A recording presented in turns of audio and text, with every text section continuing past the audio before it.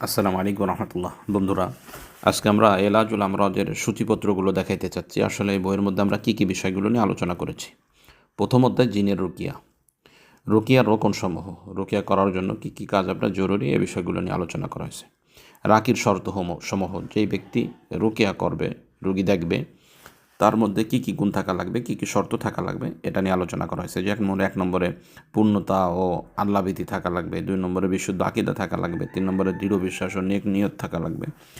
এইভাবেই আলোচনাগুলো করা হয়েছে।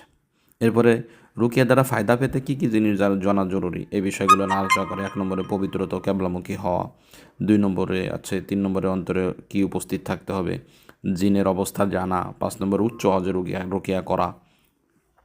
এরপরে উচ্চ আওয়াজে রুকিয়া করলে কী ফায়দা পাবেন, সেই বিষয়টা নিয়ে আলোচনা করা হয়েছে। এরপরে শুরু হয়েছে মূল আলোচনা, যেমন জিনকে শাস্তি দিয়ে 1 নম্বর রুকিয়া, জিনকে শাস্তি দিয়ে 2 নম্বর রুকিয়া। এভাবে করতে করতে করতে করতে আমরা 10টা রুকিয়া একসাথে আলোচনা করেছি। 10টার পরে আবার আলোচনা করা হয়েছে পানি পড়ে জিনকে শাস্তি দেওয়ার রুকিয়া। এভাবে আমরা একটা একটা করতে করতে 6টা রুকিয়া নিয়ে আলোচনা করেছি। এরপরে জিনকে জ্বালিয়ে দেওয়ার 1 নম্বর রুকিয়া। এভাবে করতে করতে 3টা রুকিয়া আলোচনা করেছি।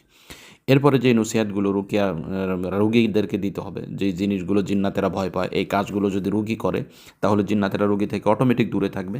এই বিষয়গুলো নিয়ে, যেমন জিন কী কী জিনিসকে ভয় পায়, একটি ঘটনা, জিনের রুগীকে যে জিকির দিতে হবে, এই বিষয়গুলো নিয়ে আমরা আলোচনা করেছি। এরপরে আস্তে আস্তে আস্তে আস্তে এখানে এসেছে ঘুমের মধ্যে জিনের যাবতীয় সমস্যা থেকে বেঁচে থাকার রুকিয়া।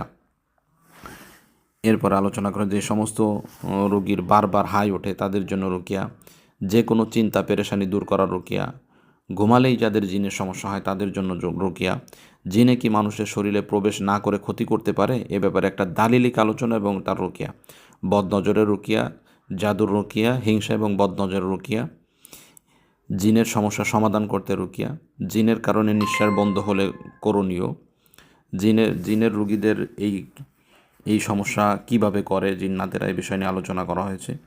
এভাবে আপনারা দেখতে পাচ্ছেন আমরা আস্তে আস্তে দেখছি চালানকৃত জিন্নাতের রুকিয়া, আশিক জিনের সমস্যা তার রুকিয়া, আশিক জিনের লক্ষণ, আশিক জিনকে জ্বালিয়ে দেওয়ার রুকিয়া, ঘর বন্ধ বা বাড়ি থেকে জিন তাড়ানোর রুকিয়া, ছোট শিশুকে জিনে আসর করলে রুকিয়া। দ্বিতীয় অধ্যায়ে এসে আমরা জাদুর আলোচনা করেছি। জাদুর রুকিয়া, জাদু থেকে মুক্তি পাওয়ার বিভিন্ন পদ্ধতি, জাদুর জিনিস কোথায় আছে তা নিম্নের পন্থাগুলো অবলম্বন করে জানতে পারবেন। জাদুর জিনিস পেলে বা ক্ষতি করে তাবিজ পেলে নষ্ট করার উপায়, নুসরা কাকে বলে। তৃতীয় অধ্যায় যে স্থানে জাদুর ক্ষতি পৌঁছায় সেখানে হিজামা দ্বারা চিকিৎসা করা, হিজামার বিষয়ে কিছু কথা বলা হয়েছে। চতুর্থ পদ্ধতি রুকিয়ায়ের সাথে বরই পাতা মিশিয়ে ব্যবহার করা, এটা কিভাবে করবে আলোচনা করা হয়েছে বিস্তারিত।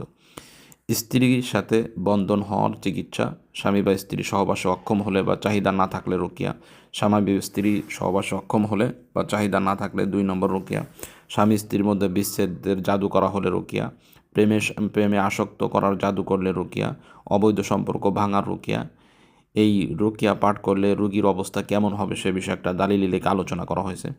পাগল হওয়ার জাদু করা হলে রুকিয়া, মোবাইল ফোনে জাদু করা হলে রুকিয়া, মোবাইল ফোনের জাদু কিভাবে কাজ করে এ বিষয়ে দালিলিক আলোচনা। অসুস্থতার জাদুতে আক্রান্ত হলে রুকিয়া, ইস্তেহাজার জাদু নষ্ট করা রুকিয়া, বিবাহ বন্ধ করে রাখলে রুকিয়া, যে কোনো জাদু নষ্ট করা রুকিয়া, জাদু নষ্ট করার আর একটি রুকিয়া, জাদু নষ্ট করার আরও একটি রুকিয়া।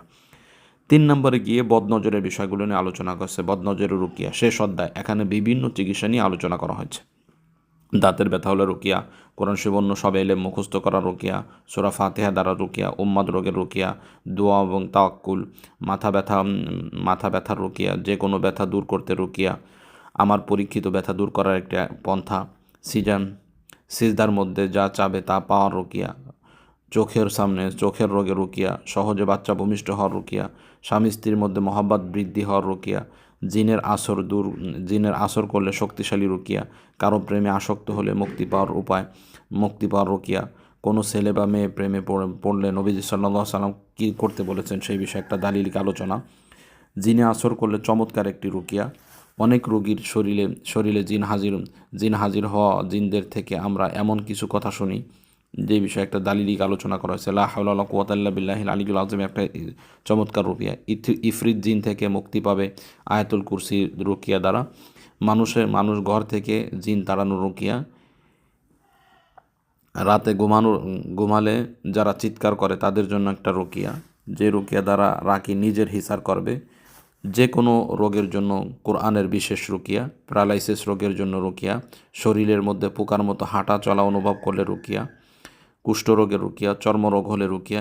এ বিষয়ে আমার একটি ঘটনা, দারিদ্র থেকে মুক্তি পাওয়ার রুকিয়া, শত্রুকে দমন করা রুকিয়া, জিনের রোগীর জন্য আয়েশা রাদিয়াল্লাহু তাআলা আনহার করা রুকিয়া, হারানো জিনিস বা পালিয়ে যাওয়া ব্যক্তিকে ফিরে পাওয়ার রুকিয়া, কোরআন শরীফ মুখস্থ শক্তি বৃদ্ধি পাওয়ার রুকিয়া, স্বপ্নদোষ বন্ধের রুকিয়া, প্রস্রাবের সমস্যায় রুকিয়া, বাচ্চাদের বদনজর লাগলে রুকিয়া, সূরা ইয়াসিন দ্বারা ইয়াসিন ভয় ও শত্রু থেকে মুক্তি, নিরাপত্তার রুকিয়া, মানুষের যে কোনো বিপদ ও দুঃখ লাঘব করার রুকিয়া।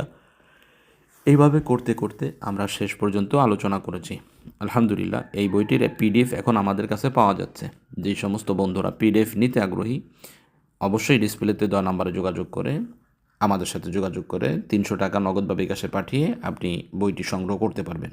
বইটির নাম হলো এলাজুল আমরাজ।